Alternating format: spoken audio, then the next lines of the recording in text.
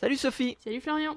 Et bonjour à tous, bonjour à toutes et bienvenue dans ce nouvel épisode du Courrier de la Sterne. Comme chaque semaine, on se réunit pour parler de nos découvertes ornithologiques lors des 7 derniers jours.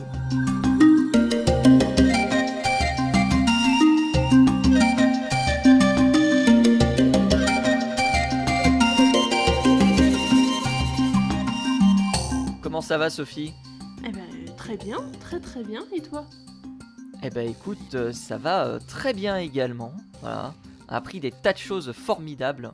On a profité de la sortie du dernier épisode de Final Fantasy pour faire quelques petites recherches. Mais oui. Et ça nous amenait à dériver sur les autruches. Voilà. Mais j'aurai l'occasion d'y revenir Il y a des un autruches petit peu dans plus Final tard. Fantasy. Enfin, je connais Alors, les chocobos, non. mais Mais du coup, les chocobos s'inspirent des oiseaux de la terreur. oui. Donc Gastornis pour ne citer que lui, et à vrai dire pour ne citer que lui puisque c'est le seul maintenant. Et on a surtout des oiseaux qui servent de monture, on monte dessus. Bah c'est Et, oui, c'est les chocobos. et c'est quelque chose qui dérive d'encore plus loin de Nausicaa de la vallée du vent, Mhm. qui s'est inspiré du coup du Gastornis. Et dans Nausicaa, on a des oiseaux sur lesquels on peut monter. Et tout ça s'inspire du fait de pouvoir monter les autruches, quelque chose qui est très très difficile à trouver dans la littérature. Je ne sais pas toi, j'ai fouillé toute la littérature ancienne, Mhm. j'ai notamment été sur Pline l'Ancien, parce que Pline l'Ancien a écrit Historia et Naturalis, Ouais. et les autruches étaient des sacrés objets originaux pour les Romains lorsque ces oiseaux débarquaient de Rome. Mhm. Et il faut croire que j'ai pas grand chose d'intéressant à mettre sous la dent. Donc beaucoup considèrent qu'on pouvait monter les autruches comme des chameaux, ce qui n'est pas très pratique. Non. Mais en réalité, j'ai rien trouvé de Bah, satisfaisant. je sais pas si Voilà, si tu le sais, mais c'est quelque chose qui se pratique encore de nos jours. Oui, absolument, absolument. Surtout des courses d'autruches Voilà. Et comme pour en les... Afrique du Sud. Alors, Vous pas en en faites, Afrique du vous en faites... Sud. C'est pas censé être légal en Afrique du Sud. On va Ah, commencer. écoute. Après, c'est un problème de loi, mais normalement, plus que la loi, c'est surtout un problème de bien-être animal pour moi, parce que Absolument. bon, quand vous voyez le poids d'une autruche et vous voyez le poids d'un homme adulte, en faire monter un sur le dos d'une autruche, c'est quand même un petit peu... Oui, c'est pas tip-top. Donc, je préfère Cela éviter. dit, ça donne des courses très marrantes parce qu'on a des vidéos sur YouTube où on voit des autruches faire juste n'importe quoi pendant les courses. Ben oui. Il y en a une qui s'est mise à tourner sur elle-même juste avant la ligne d'arrivée. Bah, C'est- C'est n'importe quoi. Bah après, ce qu'on pense, mais après, on n'est pas dans la tête des autruches, alors c'est difficile de savoir, mais on pense que c'est douloureux de monter sur leur dos pour elles. Ah oui, totalement. Donc, Oui. donc il est possible que les comportements qu'on voit qui soient un petit peu curieux, bah, c'est simplement des manifestations de la douleur, donc c'est pas... Voilà. Je t'avoue que quand je vois ces vidéos, moi je suis pas fan. Hein. Ah, Non. effectivement. D'ailleurs, c'est quelque chose qui est pris en considération par les gens. On peut monter des autruches dans différents pays. Au Vietnam, j'ai appris qu'en Espagne, c'était aussi le cas. Au Kenya également. Dans la ville de Nairobi, apparemment, il y a quelque chose qui permet aussi, de monter les autruches. Et le poids, effectivement, de la personne qui va monter sur l'animal est extrêmement important pour éviter justement que l'autruche ne soit trop en peine. Mais c'est pas trop de ça dont je voulais parler en réalité. Ah oui. Je voulais surtout parler des fermes aux autruches. Non mais c'est pas grave. Non mais il faut bien commencer Voilà, quelque part. on a Voilà. dérivé. On a dérivé. Donc, les fermes aux autruches qui naissent aux alentours des années 1880 aux Mhm. États-Unis. Le premier signalement vient de la ville d'Anaheim, donc on se situe dans le sud des États-Unis. Mhm. Alors pourquoi ces autruches fascinent ? Bah déjà parce que ce sont des oiseaux que les Américains ne voient pas, donc ce sont des oiseaux qui sont transportés principalement d'Afrique du Sud jusqu'aux États-Unis, et parce que ce sont des oiseaux aussi qui vont être extrêmement importants pour leurs plumes. Des oui. plumes qui vont être extrêmement rares, à tel point que les personnes qui s'occupaient de retirer les plumes sur les autruches étaient extrêmement bien payées à l'époque. 75$ la semaine. Alors vous allez me dire, ça fait pas beaucoup. Je peux vous assurer qu'en 1885, toucher 75$, c'est énorme. D'accord. Vraiment, c'est énorme. Alors pourquoi ces gens étaient payés? Parce que c'était un job extrêmement dangereux et que si on prenait un coup de patte d'autruche, généralement on finissait à l'hôpital, voire on pouvait décéder sur le coup. Bien que j'ai pas trouvé de recueil d'informations de personnes qui auraient été tuées par une ruade d'autruche. Alors, pour avoir vu la chose, sachant que Julien, lui, il s'est pris un coup de patte d'autruche, Ah ouf. plusieurs d'ailleurs, je peux t'assurer que c'est pas très très jojo d'être en Ah, face d'une autruche qui tape. Et, ah, ça je n'en doute pas, hein. ouais, et effectivement, bah, il est parti à l'hôpital à cause de ça, hein, parce que Ah, voilà. Et le tu problème m'étonnes. vient quand l'autruche arrive à t'attaquer au niveau du ventre ou du bas-ventre, parce que dans ces cas-là, elle Hmm. arrive à ouvrir le ventre, et là, c'est effectivement les urgences, tout de suite. Alors, il a eu de la chance, parce que l'autruche n'a pas, comme il est assez grand, l'autruche n'a pas réussi à atteindre plus haut que les cuisses, et ça a déjà fait Ok. plusieurs points de suture et des jolis trous, Ah ouais. quand même. Punaise. Donc, ouais. Eh bien, Voilà. c'est assez. Ah oui, c'est violent une autruche, hein. On se dit non, Ouais, c'est ouais. juste un oiseau, mais quand on imagine les oiseaux terreurs à côté, justement, rien qu'avec les pattes, ça devait déjà faire du dégât sans compter le bec. Qui sont herbivores d'ailleurs, j'ai appris. Je l'ignorais, Les autruches? mais non, les oiseaux de la terreur du coup. Ah. Oui, on switch plein de sujets. C'est un Mais du coup, épisode j'ai appris que très, très large. les oiseaux de la terreur étaient herbivores d'après une étude réalisée par l'université de Lyon en 2016. Voilà. Oui, Donc mais bon. analyse ostéologique et analyse également musculaire en comparaison avec notamment des oiseaux actuels. Hmm. Bref, on revient sur nos autruches parce Les que autruches. cette histoire de ferme aux autruches, elle commence aux alentours de 1885 lorsqu'il y a un Américain du nom d'Edwin Cawston qui affrète un bateau pour transporter 50 autruches environ 50. au Texas. Ah oui, quand 50. Donc au Texas, puis ensuite par train jusqu'à la ville de Pasadena qui se situe en Californie pour lancer un grand élevage d'autruches. Eh ben, Donc là, on se retrouve du coup en 1896, 11 ans plus tard, avec la création de la toute première ferme d'autruches. Et puis, ça va tellement marcher, ça va tellement bien marcher, et bien qu'en 1898, il y a un nouveau site qui va ouvrir. Cette fois-ci, on va être près de la ville de Jacksonville en Floride, où on va avoir une nouvelle ferme donc qui va accueillir, eh bien apparemment entre 100 et 200 autruches qui vont eh bien prendre part à différentes activités. Et notamment, et on en parlait en préambule, le fait de pouvoir monter sur les autruches. Alors il y avait deux façons, soit monter directement sur le dos de l'autruche, soit en monter comme on montait en fait avec un cheval, c'est-à-dire qu'on avait quelque chose qui était tiré par le cheval, sauf que là on remplace ça par une autruche, donc les personnes étaient tirées par l'autruche en question. d'accord. Donc c'est une ferme, c'est aussi un parc d'attractions, il y a un cinéma qui est présent, il y a un théâtre également. Là on est du côté de Pasadena, mais c'est également le cas à Jacksonville. Il y a notamment le théâtre Rialto qui a été vu dans La La Land. Voilà, pour vous donner une petite idée. Donc si vous avez vu La La Land, vous avez vu le théâtre Rialto qui a été construit à cette époque-là, parce que comme je l'ai dit, eh bien, les fermes aux autruches, c'est un business extrêmement juteux, et un business extrêmement juteux qui va dépasser les frontières des États-Unis, puisque les plumes que j'évoquais et que je convoquais précédemment, eh bien, vont être exportées aux quatre coins du globe, parce que ce sont des denrées extrêmement importantes, et notamment pour les cabarets. Et c'est ainsi que dans les années 1910-1920, voire 1930, on va avoir de plus en plus de cabarets qui vont utiliser des plumes d'autruche. Ce théâtre Rialto va avoir justement un cabaret, et on a une photo datant de 1927 où on a justement des danseuses de cabaret qui portent des plumes d'autruche. Voilà. Trop bien. Ouais, fantastique. Mais alors, les Et plumes donc, qu'ils utilisaient, si tu me permets la question, quelles étaient les plumes qu'ils utilisaient principalement sur l'autruche? Les plumes des ailes quel type alors de il me plumes? semble que ce sont les plumes des ailes, effectivement, D'accord, ok. qui sont connues pour être dufteuses.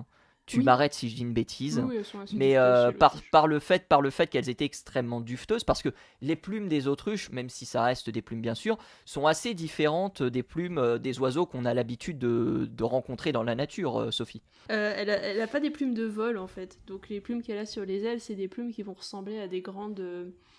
Un peu comme du duvet, effectivement, mais en beaucoup plus grand. Donc c'est des plumes de vol qui n'ont plus besoin de servir pas de soutien pour l'oiseau lorsqu'il vole. Donc c'est des plumes qui ont perdu leur structure très, très forte, très, comment dire, très dure. Donc c'est beaucoup plus mou et ça sert juste au mâle pendant la saison de reproduction à faire une espèce de danse un peu spéciale pour plaire aux femelles. Donc c'est tout.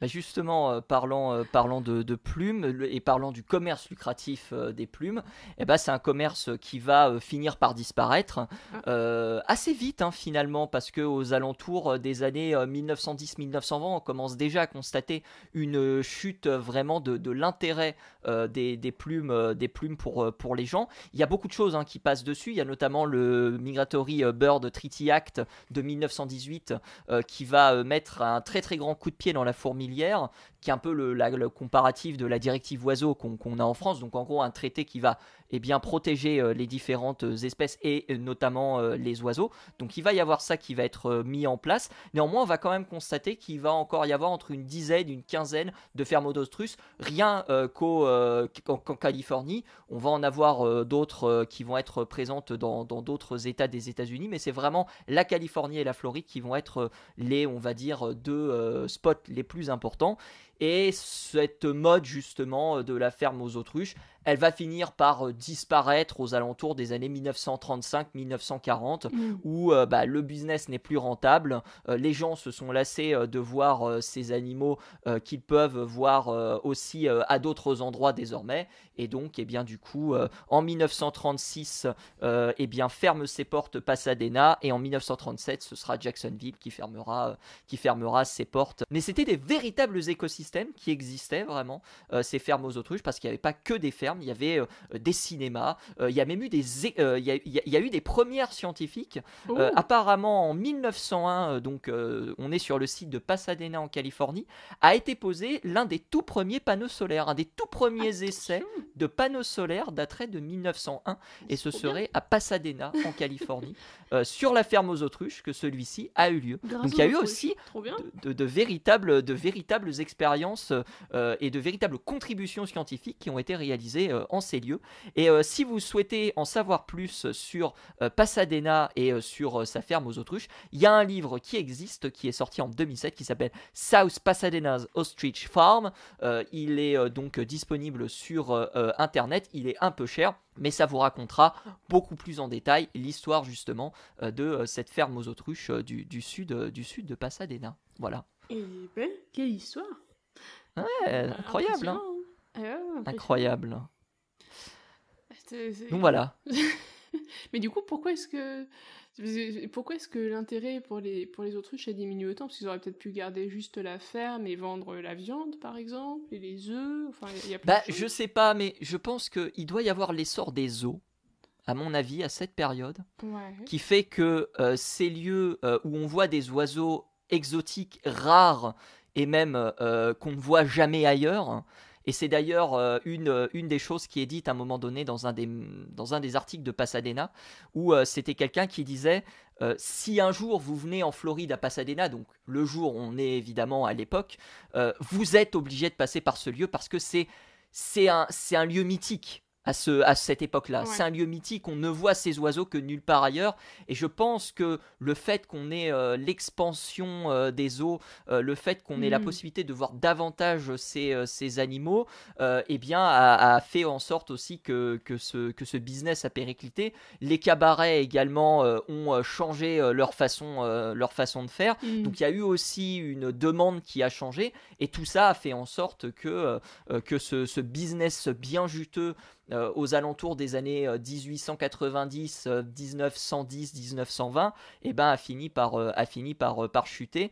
Après, je pense que c'est comme d'habitude, c'est multifactoriel. Il doit y avoir plein de raisons qui expliquent justement la disparition de ces fermes aux autruches aussi vite finalement qu'elles sont nées, parce que entre l'importation des premières autruches, on est aux alentours de 1883 comme je l'ai dit, et l'implémentation de la première ferme, il s'écoule que 11 ans entre les deux dates.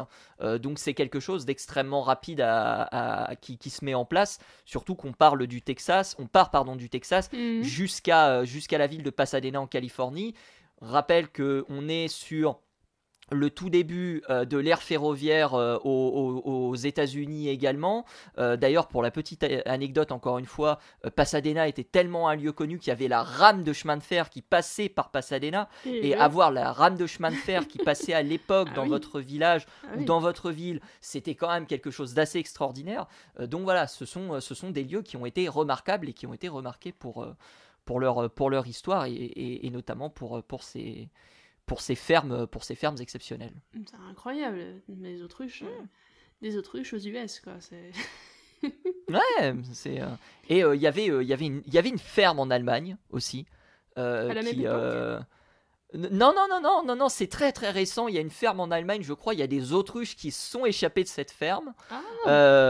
Et du coup, on a des autruches qui gambadent dans la nature en Allemagne. Alors, je dis des bêtises. Faudrait que je réétudie la question.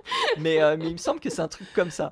Mais je sais qu'il y avait des fermes dans le sud de la France aussi, parce que il y a encore pas si longtemps, mais il me semble qu'elles ont fermé.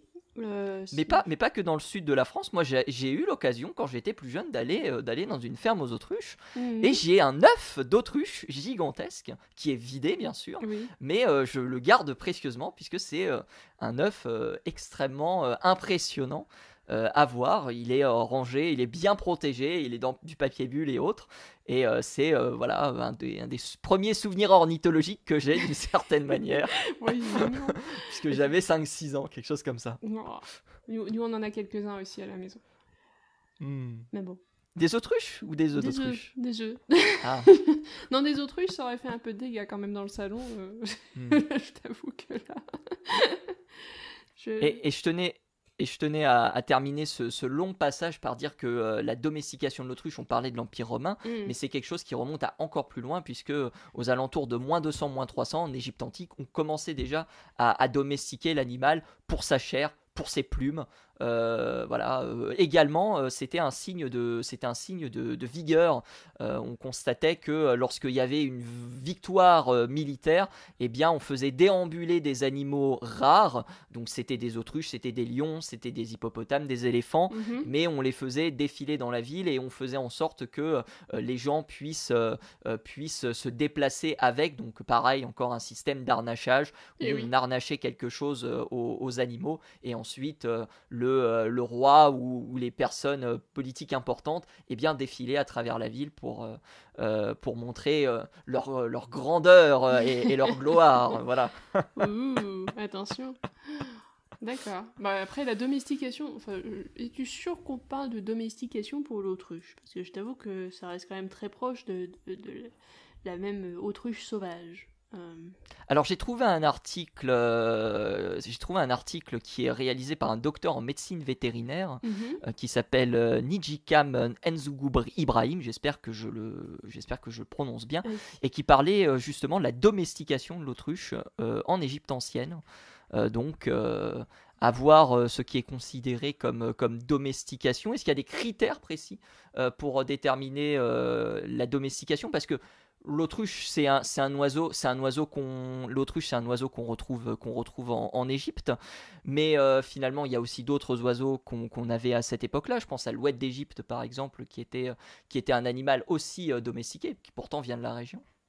Non, parce que pour qu'un animal soit domestiqué, il faut deux choses. Il faut que l'homme déjà soit capable de contrôler exclusivement sa reproduction, son accès à la nourriture et généralement de gérer tous ses besoins essentiels. Sans ça, on ne parle pas d'animal domestique. Donc en l'occurrence, pour l'autruche, comme il y en a encore plein dans la nature qui se débrouillent toutes seules, du coup c'est pas domestiqué et il n'y a pas de changement morphologique non plus qui se sont passés entre les autruches qui sont en captivité et les autruches qui sont dans la nature. Si une autruche en captivité peut tout à fait aller se reproduire avec une autruche dans la nature, et d'ailleurs si elle se balade, mettons qu'ici en Afrique du Sud, il y a une autruche qui s'échappe d'un des élevages, parce que ça arrive, on en a aussi, par ici beaucoup, tu verras pas la différence entre une autruche captive et une autruche qui vient de s'échapper ou qui est dans la nature toute seule. Donc voilà. C'est pas domestiqué dans ce sens. Après, il y a peut-être des définitions qui sont peut-être un peu plus laxistes, mais pour cette définition-là, ce n'est pas de la domestication comme on pourrait penser d'une vache, d'un cheval ou d'un chien, tout simplement. Alors toujours d'après cette petite, comment dire, ce petit aperçu, les premières domestications de l'autruche remonteraient au Moyen Empire égyptien, donc on serait aux alentours de 2000 à 1700, voire 1800. Donc on reste sur, on est encore sur des dates encore plus anciennes pour le coup, par rapport à celles que je vous ai racontées. De moins 200, moins 300 lors de la dynastie Lagide. Voilà. D'accord. Non, c'est intéressant, mais du coup, comme on n'a plus les mêmes... Si tu veux, si la filiation de ces autruches qui avaient été prises dans la nature et mises en captivité était restée intacte jusqu'à nos jours, et qu'on avait du coup des autruches en captivité encore qui viennent de ces premiers élevages, oui, effectivement, je te dirais qu'il y a un changement morphologique à un moment, il y aurait eu certainement des choses qui se seraient passées et qui auraient fait que les autruches se seraient différents maintenant en captivité des autruches qui sont dans la nature, comme on a eu entre le chien et le loup. Des différences de ce style-là, si tu veux. Mais comme c'est pas le cas, vu que je pense pas qu'on ait gardé ces élevages, du moins ces lignées intactes jusqu'à nos jours, ça m'étonnerait bien. C'est une bonne question. Je pense pas que ce soit... C'est une bonne question. Je suis pas sûre que ça puisse être considéré, parce qu'à mon avis, tout ça s'est retourné à la nature au bout d'un moment, et puis... Il y a effectivement un manque d'histoire à partir du moment où on a perdu ce contact-là. Voilà. Parce que à partir des années 40, on n'a plus du tout de témoignages de fermes aux autruches, ou alors ils doivent être très sporadiques, et ce sont des recherches qui sont beaucoup plus particulières, et dans ce cas, il faudrait se rendre dans les universités ou les bibliothèques pour avoir ces informations-là, ce qu'on n'a pas forcément en ligne sur Internet. Donc ce serait quelque chose d'intéressant, effectivement, à creuser. C'est un super sujet, oui. C'est un Qui est parti super pour sujet. Une thèse. Tu l'as fait toute seule, hein. Oh, les autruches, ça t'intéresse pas. Oh là là. Mais est-ce que j'ai la possibilité de faire une thèse? Moi, je ne suis pas scientifique, je n'ai pas de diplôme ni rien. Oh, bah. Cela dit, j'ai déjà écrit effectivement quelque chose, mais voilà, tu vois. mais c'est dans un autre registre. Non, mais tu parles des fétistes. Là, faut pas être des fétistes. Ah, mais jamais des fétistes. Sinon, j'aurais jamais écrit sur Zelda ou autre. Hein, Tu vois, une thèse sur Zelda ou dans ces cas-là. Il y a des autruches dans les derniers Zelda. Il y a des autruches. Oui, il y a effectivement les autruches d'Ordine, effectivement. Je crois qu'il y en a deux, il me semble. Après, je peux peut-être me tromper, il y en a peut-être une troisième. Mais oui, effectivement, il y a des autruches dans le dernier Zelda. Mais la série Zelda est connue pour beaucoup de réflexions autour des oiseaux. Genre, dans Skyward Sword, le nom des personnages que tu rencontres sur l'île principale qui s'appelle Célesbourg porte le nom d'oiseau. D'accord. Voilà. Donc on a Jacamar, Corvo, voilà, ce genre de petites caractéristiques. Donc, la série Zelda est très ancrée dans le monde ornithologique, mine de rien. Un épisode entier dessus quand même, hein, avec les célestiers. C'est vrai. Voilà. C'est vrai. Absolument.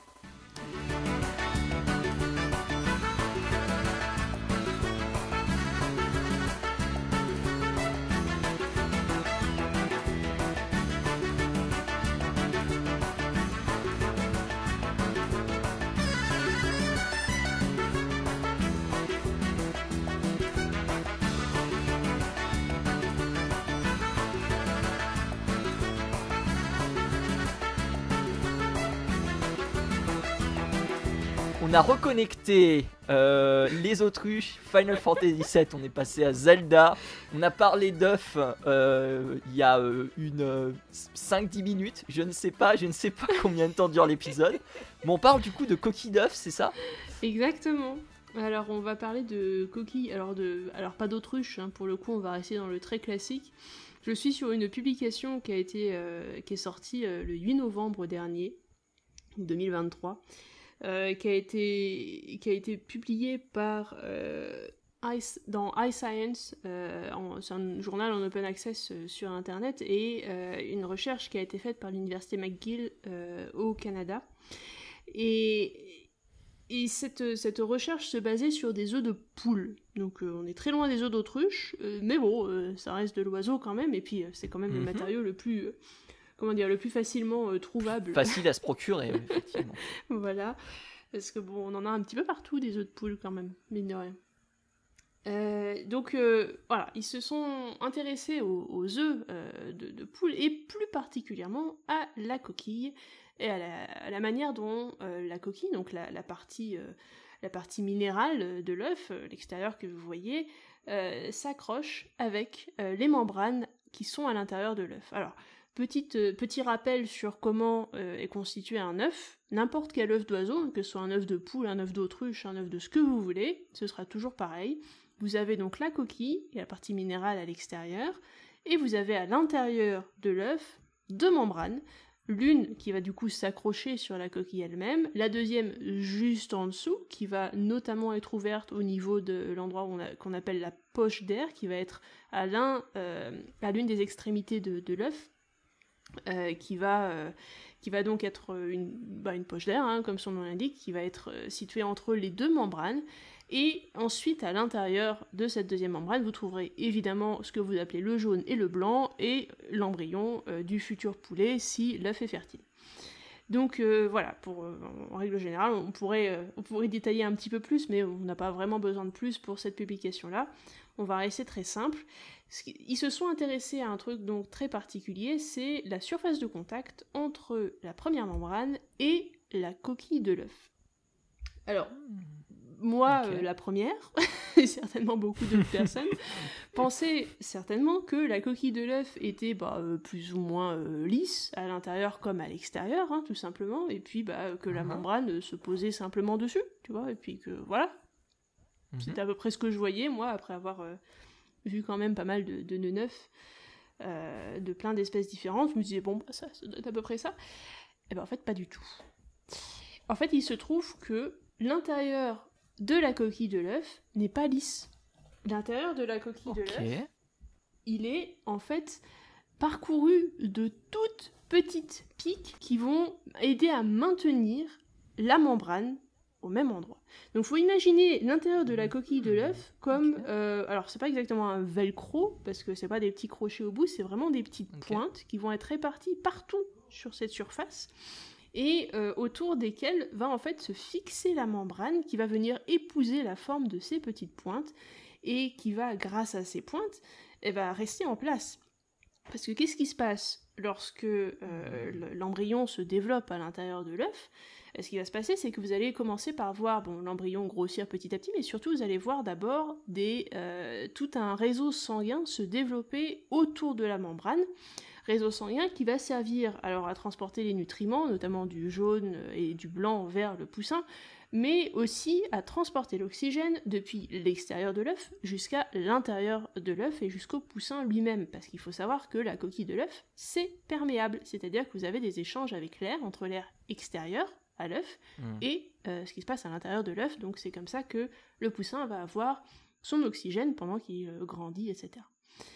Et donc, si jamais vous faites bouger cette membrane, et si vous faites bouger, c'est d'abord cette première membrane extérieure, puis la deuxième à l'intérieur, ce qui va se passer, c'est qu'en fait, vous allez faire bouger l'embryon à l'intérieur avec, mais aussi, vous risquez de casser tous ces vaisseaux sanguins, tout ce réseau sanguin qui s'est développé autour de la membrane, entre la membrane et la coquille. Et ça, vous le voulez pas, parce que c'est des capillaires sanguins, c'est comme nos capillaires à nous, c'est très très fin, ça permet justement les échanges gazeux, mais du coup, c'est très sensible. C'est très facile à casser aussi. Donc si jamais ça ne bouge même que d'1 millimètre, vous risquez de tout fiche en l'air, en quelque sorte.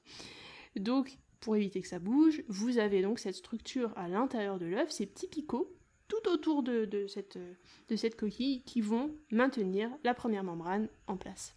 Et alors, c'est là que c'est intéressant, parce que vous allez me dire, oui, bon, on s'en fiche un petit peu au final de comment s'est constitué cet œuf et puis cette membrane, et puis bon, après tout, c'est là, tant mieux, hein. Oui, mais non, parce qu'en fait, ça a beaucoup d'applications très intéressantes, et notamment ça a des applications en médecine. On a un gros problème en médecine de nos jours, et ceux qui ont des problèmes avec les ligaments croisés autour du genou le savent certainement, surtout ceux qui ont eu de multiples opérations pour essayer de faire retenir leurs ligaments croisés qui se sont peut-être déchirés ou qui sont partis de là où ils étaient censés s'accrocher sur leur os. On a un gros problème en médecine, on a du mal à faire tenir des tissus mous, comme des ligaments par exemple, ou des accroches de muscles en quelque sorte, sur des tissus durs comme des os. Et c'est cette interface en fait entre le tissu mou et le tissu dur qu'on n'arrive pas à reproduire. Et du coup, quand on fait des opérations pour essayer de réparer ce genre de choses, souvent ça rate et parfois il faut le refaire derrière parce que du coup ça n'a pas vraiment marché. Donc en trouvant cette surface d'accroche qui est un petit peu différente dans l'œuf entre la membrane et cette surface du coup très minéralisée qui ressemble beaucoup à un os au final, sur un œuf de poule, on se dit que il y aurait possiblement beaucoup d'applications médicales derrière, avec peut-être des matériaux qui pourraient ressembler à ça, qui pourraient nous permettre de comprendre déjà comment ça fonctionne, et puis derrière de comprendre comment est-ce qu'on pourrait le reproduire pour aider à la cicatrisation de ce genre de problème, ou alors tout simplement refaire des matériaux qui pourraient remplacer un morceau qui manque quelque part pour une opération médicale. Donc ça ouvre énormément de portes finalement pour la médecine et bon aussi pour l'industrie finalement de la poule et du poulet en règle générale, parce que ce qui est intéressant aussi c'est que quand vous allez récolter vos œufs, que vous êtes quelqu'un qui produit des œufs, des poulets ou n'importe quoi du même style, ce qui va vraiment freiner généralement votre business, c'est la fragilité de l'œuf lui-même. Parce que certes, c'est quand même une structure qui est assez solide, il y a cette coquille autour pour le protéger, mais mine de rien, dès que la coquille se brise, tout ce qu'il y a à l'intérieur, ça se brise avec. Et en fait, en essayant peut-être de sélectionner des races de poules qui pourraient produire des coquilles qui soient finalement avec plus de picots à l'intérieur peut-être, ou avec une structure un peu plus épaisse de cet œuf, on pourrait aussi aider l'industrie du poulet, et puis faire en sorte qu'il y ait moins de pertes, moins de casses, et avoir quelque chose qui soit un peu plus productif derrière. Donc c'est aussi une possibilité. Moi je vois surtout les applications médicales évidemment, parce que c'est quand même ce qui nous intéresse le plus, mais mine de rien pour l'industrie agroalimentaire, ce serait quand même pas si mal d'avoir une sélection là-dessus aussi, voilà, si tu veux plus de profit derrière. Voilà. Alors moi je connais les sélections des animaux du coup, mais est-ce qu'on peut sélectionner des œufs? On peut sélectionner un animal sur les œufs qu'il produit. Donc tu vas avoir une poule par exemple, tu regardes la qualité des œufs et tu compares entre deux poules qui produisent et tu te dis tiens celle-là elle est mieux, du coup je vais sélectionner ces œufs-là, je vais la faire se reproduire avec un coq, faire en sorte que les œufs soient fertiles et puis du coup avoir des descendants qui auront des œufs du même style. Donc oui non, tu sélectionnes pas les œufs eux-mêmes, tu sélectionnes la poule pondeuse. Voilà. En même temps, les œufs ont du mal à se reproduire tout seuls. Certes. Des fois, je pose des questions bêtes, tu sais. Mais non, il n'y a pas de questions bêtes. Incroyable cette application en médecine. Mais du coup, tu parlais des ligaments croisés. Oui. Mais est-ce que ça pourrait avoir d'autres implications pour des muscles? Je pense notamment aux muscles cardiaques parce que c'est aussi toute une machinerie particulièrement fine. Et est-ce que ça pourrait aussi avoir des applications dans ce domaine-là? Pourquoi pas, mais là après le muscle cardiaque n'est pas vraiment ancré sur un os, donc il n'y a pas vraiment d'interface entre quelque chose de solide et quelque chose de plus souple. Si tu veux, c'est vraiment ça qui est regardé derrière. Mais oui, après tu peux avoir... Là on est sur de la nanostructure, on est vraiment sur de la structure mais microscopique, plus petit que microscopique.